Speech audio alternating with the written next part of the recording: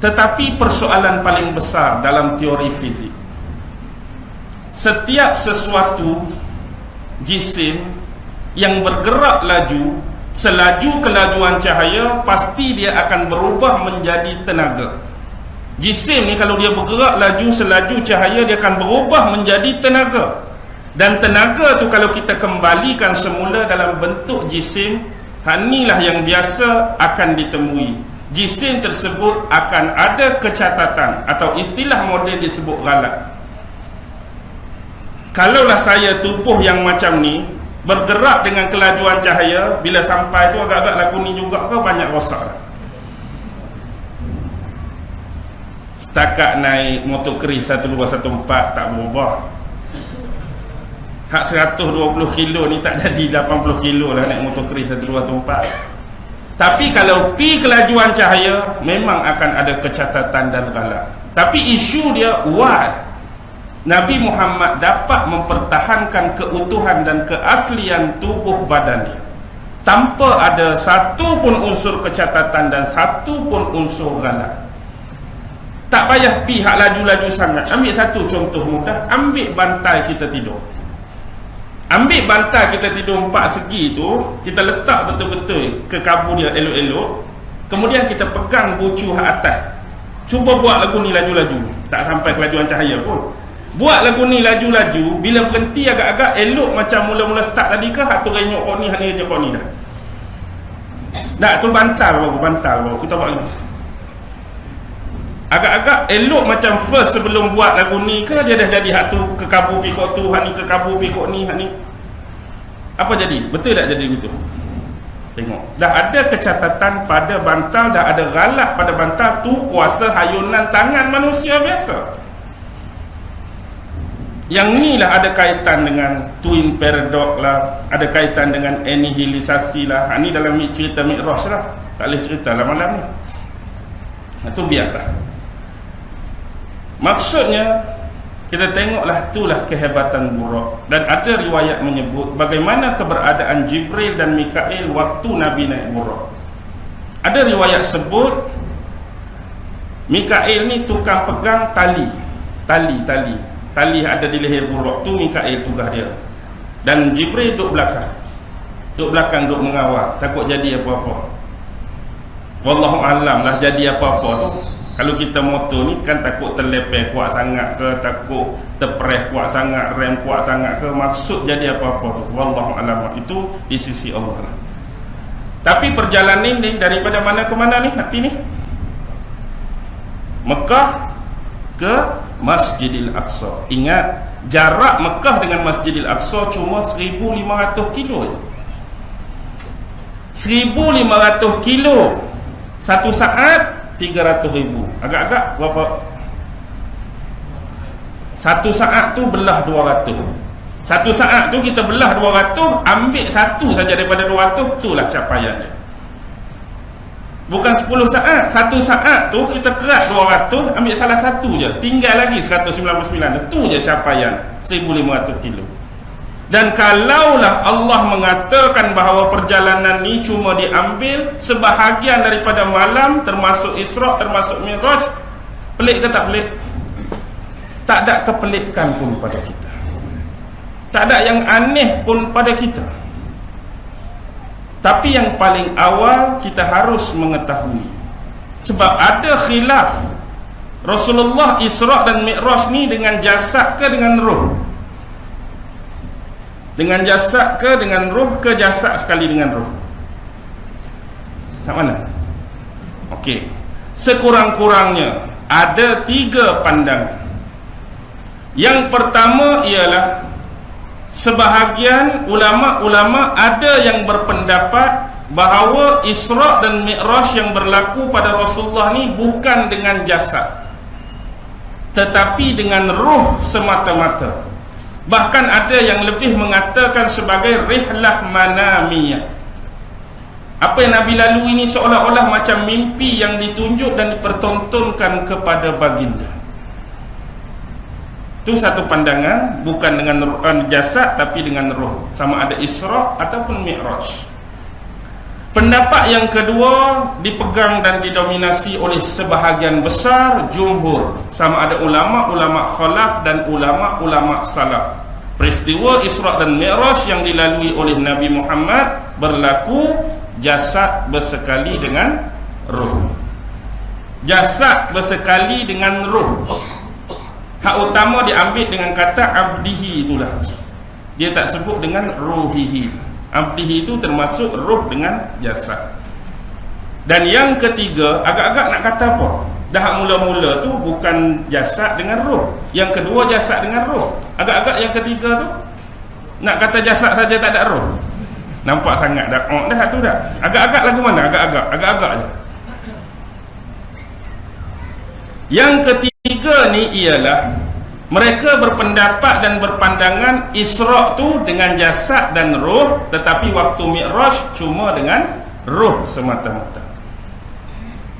Isra' jasad dengan roh, tetapi Mi'raj dengan roh saja tanpa jasad. Tu pandangan yang ketiga. Apapun kita harus mempercayai Isra' dan Mi'raj ini berlaku kepada Nabi Muhammad. Tidak kiralah datang apa pun pandangan dan pendapat, itu adalah khilaf daripada kalangan ulama, sama khilafnya dengan tarikh sebenar terjadinya peristiwa Isra' dan Mi'raj. Tarikh sebenar pun, walaupun kita hari ini menerima malam 27 Rejab, kita tengok dalam Fathul Bari, syarah Sahih Bukhari oleh imam besar dalam mazhab Syafi'i, Imam Ibn Hajar Al-Asqalani. Imam Ibn Hajar Asqalani mazhab Syafi'i, syarah Sahih Bukhari yang bernama Fathul Bari. Dia ada seorang ulama besar mazhab Hanafi, Imam Badruddin Al-Aini, juga syarah Sahih Bukhari, tapi syarah dia nama Umdatul Qari. Seorang ulama Syafi'i, seorang ulama Hanafi. Satu Fathul Bari, satu Umdatul Qari. Yang ni kita berbicara tentang syarahan Fathul Bari Imam Ibn Hajar. Bila membicarakan tentang hadis Isra' dan Mi'raj, beliau menukilkan pandangan-pandangan ulama-ulama tentang perselisihan di dalam meletakkan tarikh yang paling tepat bila berlakunya Isra' dan Mi'raj. Sekurang-kurangnya, tetapi persoalan paling besar dalam teori fizik, setiap sesuatu jisim yang bergerak laju, selaju kelajuan cahaya, pasti dia akan berubah menjadi tenaga. Jisim ni kalau dia bergerak laju selaju cahaya, dia akan berubah menjadi tenaga. Dan tenaga tu kalau kita kembalikan semula dalam bentuk jisim, inilah yang biasa akan ditemui. Jisim tersebut akan ada kecatatan, atau istilah moden disebut ghalat. Kalaulah saya tubuh yang macam ni bergerak dengan kelajuan cahaya, bila sampai tu agak-agak lagu ni juga ke banyak rosak. Setakat naik motor keris 1214 tak berubah. Hak 120 kilo ni tak jadi 80 kilo lah naik motor keris 1214. Tapi kalau pi kelajuan cahaya, memang akan ada kecatatan dan ghalat. Tapi isu dia, why Nabi Muhammad dapat mempertahankan keutuhan dan keaslian tubuh badannya tanpa ada satu pun unsur kecatatan dan satu pun unsur ghalat. Tak payah pihak laju-laju sangat. Ambil satu contoh mudah, ambil bantal kita tidur. Ambil bantal kita tidur 4 segi tu, kita letak betul-betul ke kabu dia elok-elok, kemudian kita pegang bucu hak atas. Cuba buat lagu ni laju-laju, tak sampai kelajuan cahaya pun. Buat lagu ni laju-laju, bila berhenti agak-agak elok macam mula-mula start tadi ke, hak tu renyok kau ni, hak ni renyok kau ni dah. Tak, tu bantal baru, kita buat lagi. Agak-agak elok macam first sebelum buat lagu ni ke, dia dah jadi hak tu ke kabu pikok tu, hak ni ke kabu pikok ni, hak ni. Apa jadi? Betul tak jadi begitu? Tengok, dah ada kecatatan pada bantal, dah ada ghalat pada bantal tu, kuasa hayunan tangan manusia biasa. Yang ni lah ada kaitan dengan twin paradox lah, ada kaitan dengan anihilisasi lah. Ini dalam cerita Mi'raj lah, tak boleh cerita lah malam ni. Itu biarlah. Maksudnya kita tengoklah, itulah kehebatan Buraq. Dan ada riwayat menyebut bagaimana keberadaan Jibril dan Mikail waktu Nabi naik Buraq. Ada riwayat sebut Mikail ni tukang pegang tali ada di leher Buraq tu. Mikail tugas dia, dan Jibril duduk belakang duduk mengawal, takut jadi apa-apa. Wallahu alam lah jadi apa-apa tu. Kalau kita motor ni kan takut terlepeh kuat sangat ke, takut terpress kuat sangat, rem kuat sangat ke, maksud jadi apa-apa tu, wallahu alam, itu di sisi Allah lah. Tapi perjalanan ni daripada mana ke mana ni nak pergi ni? Mekah ke Masjidil Aqsa. Ingat, jarak Mekah dengan Masjidil Aqsa cuma 1,500 kilo je. 1,500 kilo, satu saat 300,000. Agak-agak berapa? Satu saat tu belah 200. Satu saat tu kita belah 200, ambil satu saja daripada 200, itulah capaian dia. Bukan 10 saat. Satu saat tu kita kerat 200, ambil salah satu je, tinggal lagi 199. Itu je capaian 1,500 kilo. Dan kalaulah Allah mengatakan bahawa perjalanan ni cuma diambil sebahagian daripada malam, termasuk Isra', termasuk Mi'raj, pelik ke tak pelik? Tak ada kepelikan pun pada kita, tak ada yang aneh pun pada kita. Tapi yang paling awal kita harus mengetahui, sebab ada khilaf Rasulullah Isra' dan Mi'raj ni dengan jasad ke dengan roh, dengan jasad ke dengan roh, ke jasad sekali dengan roh. Tak mana? Okey, sekurang-kurangnya ada 3 pandangan. Yang pertama ialah sebahagian ulama-ulama ada yang berpendapat bahawa Isra' dan Mi'raj yang berlaku pada Rasulullah ni bukan dengan jasad, tetapi dengan roh semata-mata. Bahkan ada yang lebih mengatakan sebagai rihlah manamiyah. Apa yang Nabi lalui ini seolah-olah macam mimpi yang ditunjuk dan dipertontonkan kepada baginda. Itu satu pandangan, bukan dengan jasad tapi dengan roh, sama ada Isra' ataupun Mi'raj. Pendapat yang kedua dipegang dan didominasi oleh sebahagian besar jumhur, sama ada ulama-ulama khalaf dan ulama-ulama salaf. Peristiwa Isra' dan Mi'raj yang dilalui oleh Nabi Muhammad berlaku jasad bersekali dengan roh. Jasad bersekali dengan roh. Hak utama diambil dengan kata abdihi, itulah. Dia tak sebut dengan ruhihi. Abdihi itu termasuk roh dengan jasad. Dan yang ketiga, agak-agak nak kata apa?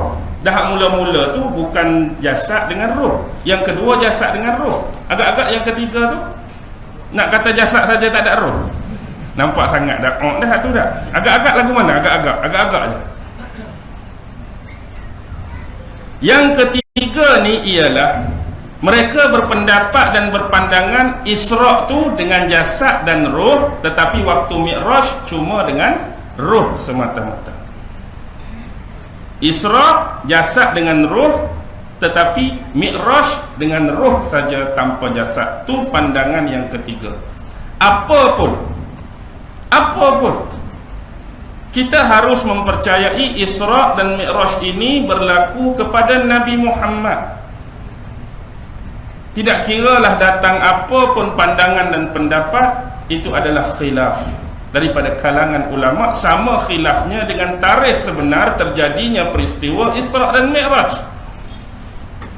Tarikh sebenar pun, walaupun kita hari ini menerima malam 27 Rejab, kita tengok dalam Fathul Bari, Syarah Sahih Bukhari oleh imam besar dalam mazhab Syafi'i, Imam Ibn Hajar Al-Asqalani.